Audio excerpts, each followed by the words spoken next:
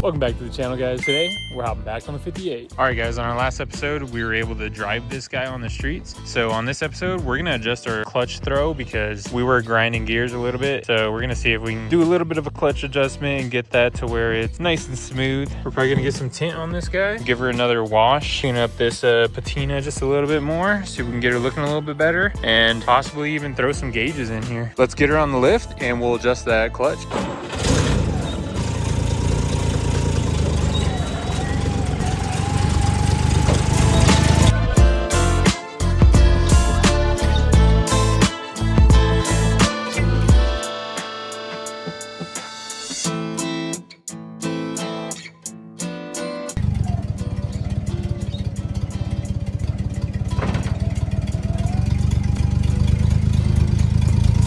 All right, guys, we got our clutch adjusted as much as we can.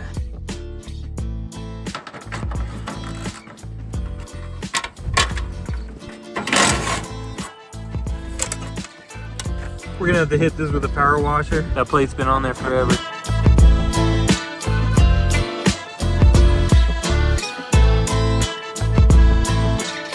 Guys, well, we got the back window tinted. Not quite sure where the footage went for that, so we're gonna focus on these front two windows, get that knocked out.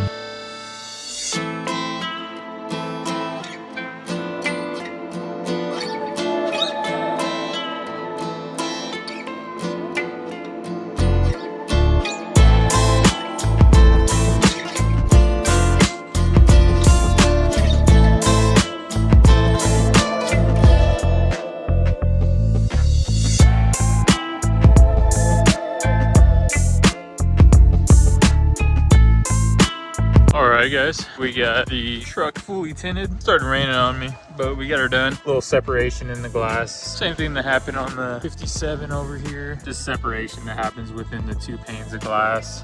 On the rest of it, yeah, she's looking good. She's fully tinted now. We're just gonna look at our gauge cluster. Here we have our chrome bezel. That guy's gonna get stuffed into there. We're not putting the stock style gauges in. To get a whole factory instrument cluster, that's pretty expensive for these guys. We're just gonna build our own little gauge cluster. Right here we have some Bosch gauges we're gonna be using. We have our water temp, our voltage gauge, and our oil pressure. We also have this gas gauge. So we're gonna be getting these guys installed. First thing we gotta do is build a plate, get some holes cut out, and install our gauges. So this set of gauges costs us $50. And our fuel gauge costs us $23. Hopping into the 57 right now. We're gonna take this bezel loose and we're gonna use this stock piece of plastic as our template to cut out because it's exactly what we need.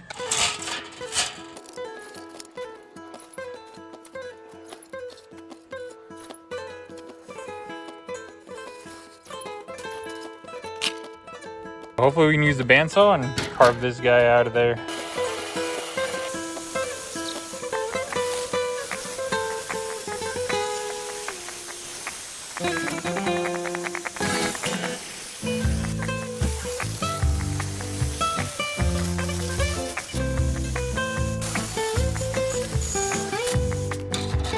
Guess we're gonna use the grinder.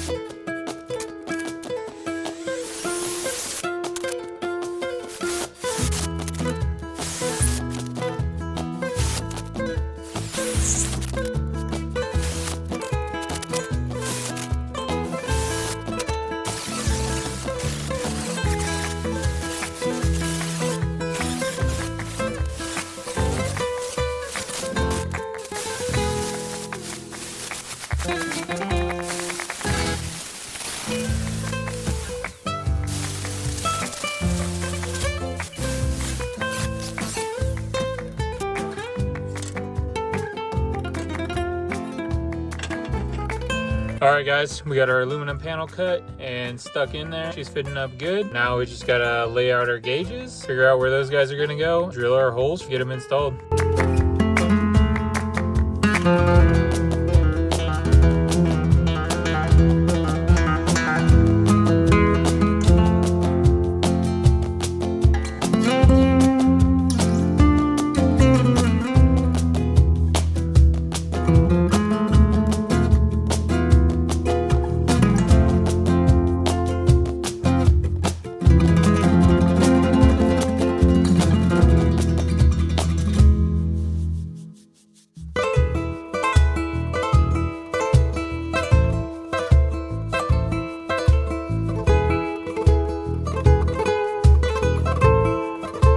All right guys, so we got all of our holes drilled. We got our gauges in. All we have to do is hook up our gauges. We're gonna set her in here real quick and see how she looks.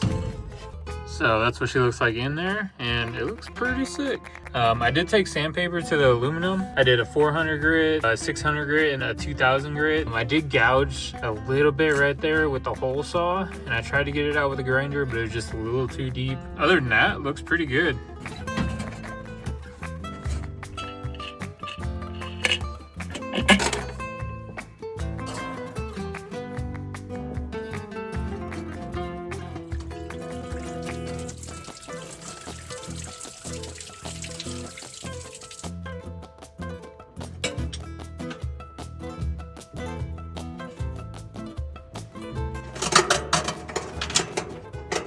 All right guys, for our gauge cluster, I got everything pretty much wired up. The only thing we have left to do is get our oil pressure line in. The kit came with that plastic hose, which is unbendable. I stopped at O'Reilly's and got this copper tube, and this guy ran us 20 bucks. So we're gonna use this guy instead. It looks better and it's gonna last longer for sure. The plastic ones, they like to crack. We'll get this guy in and then we'll test our gauges out.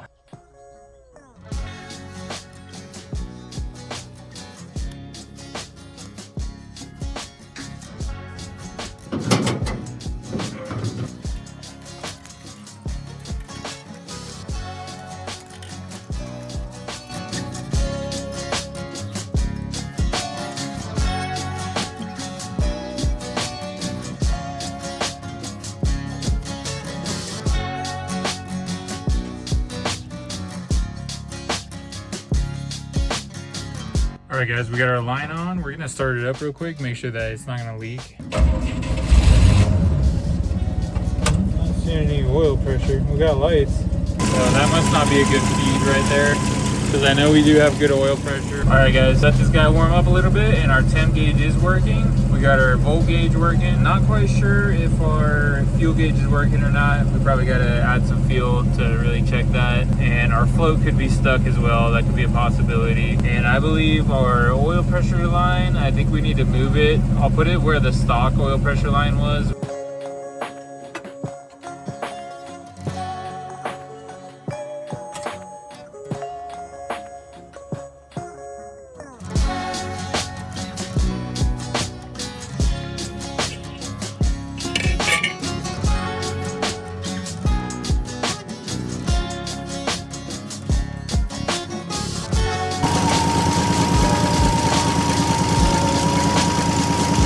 All right guys, we moved our oil pressure line and now we have 40 PSI of oil pressure. A lot better than 0. All right guys, we're hopping into Fusion 360 software so we can design a plug for our steering wheel. All right guys, we just 3D printed this plug for our steering wheel. And take this guy off and go test her out.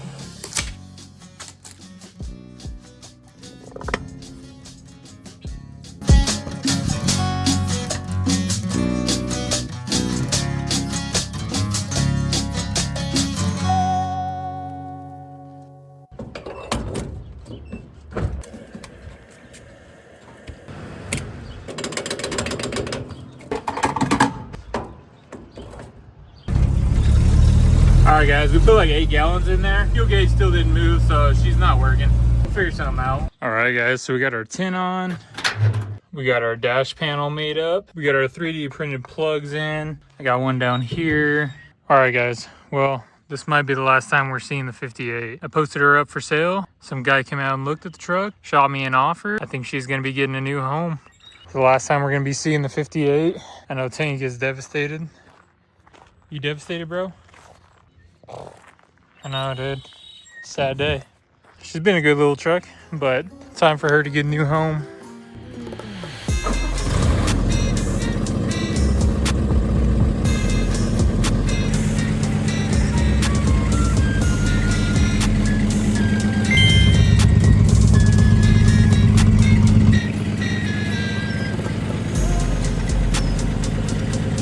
All right, guys. New owner is pulling up right now to pick up the 58. Last time we're getting to see her. And here he comes. And there she goes, guys.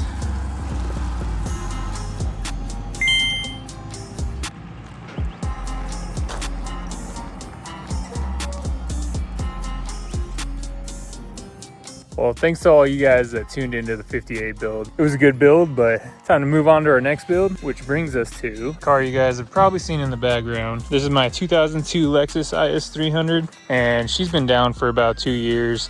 Haven't been able to drive her. Got some weird mystery issue going on with the 2JZ. It's time to get this guy going again. I absolutely love this car. This is one of my favorite cars ever. I miss driving it around, so we're gonna hop on this build, guys. I'm super excited for this. I've been waiting too long to get this thing back on the road. Make sure to stay tuned for the Lexus build, guys. It's gonna be pretty sick. Make sure to hit that like and subscribe button, and we'll see you on the next one.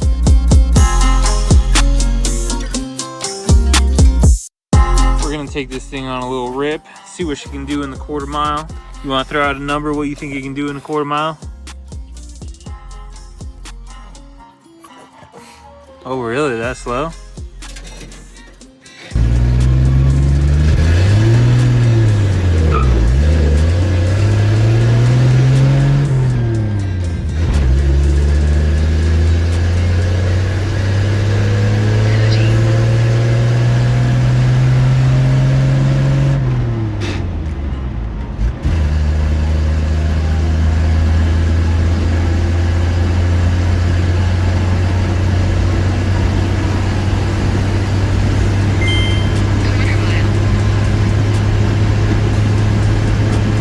Minute, 37 seconds later.